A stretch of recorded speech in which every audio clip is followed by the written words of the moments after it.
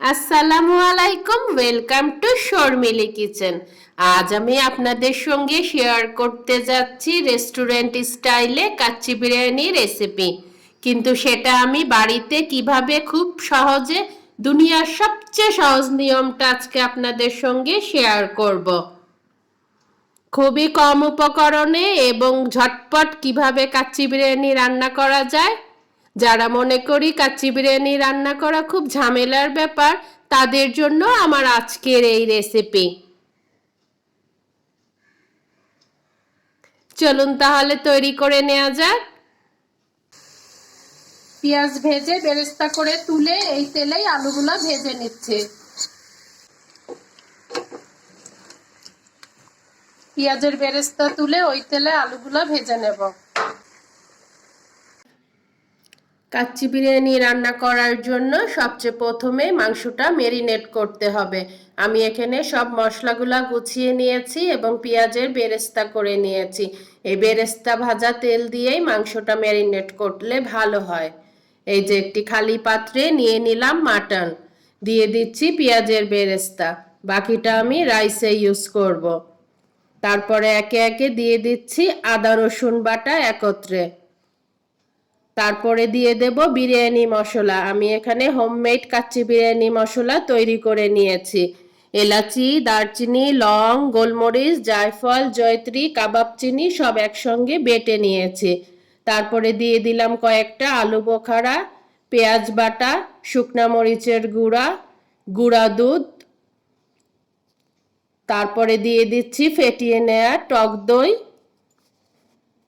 তারপরে বেরেস্তা ভাজা তেল, ধনের গুঁড়া, জিরার গুঁড়া, লবণ, তেজপাতা, গোলাপ জল এবং ঘি সবগুলো একসঙ্গে দিয়ে তারপরে দিয়ে দেব টমেটো কেচাপ বা সস। সব কিছু একসঙ্গে দিয়ে হাতের সাহায্যে ভালোভাবে মাখিয়ে নেব। ঘিটা দিয়ে এবং বেরেস্তা ভাজা তেলটা দিয়ে মাংসটা ম্যারিনেট করে রাখলে দারুণ একটা ফ্লেভার আসে। মাংসটা এখন হাতের সাহায্যে খুব ভালোভাবে মাখিয়ে 3 থেকে 4 ঘন্টা রেখে দেব। হাতে সময় না থাকলে 1 ঘন্টা রাখলেও চলে, তবে যত বেশি সময় আমরা রাখবো আমাদের কাচ্চি বিরিয়ানি রান্নাটা তত ভালো হবে।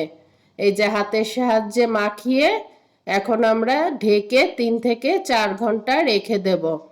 তারপর চলে যাচ্ছি চাল বয়েল করতে। চালটা আমরা 50% কুক করে নেব।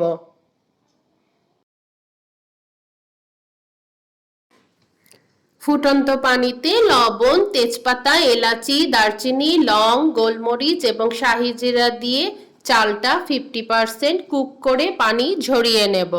ফিরে আসলাম 4 ঘন্টা পর। ম্যারিনেট করা মাংসে দিয়ে দিলাম ঘন দুধ। এবার দিয়ে দিচ্ছি ভেজে রাখা আলু। ভেজে রাখা আলুগুলো দিয়ে খুব সুন্দর করে আমি বিরিয়ানিটা সাজিয়ে নেব।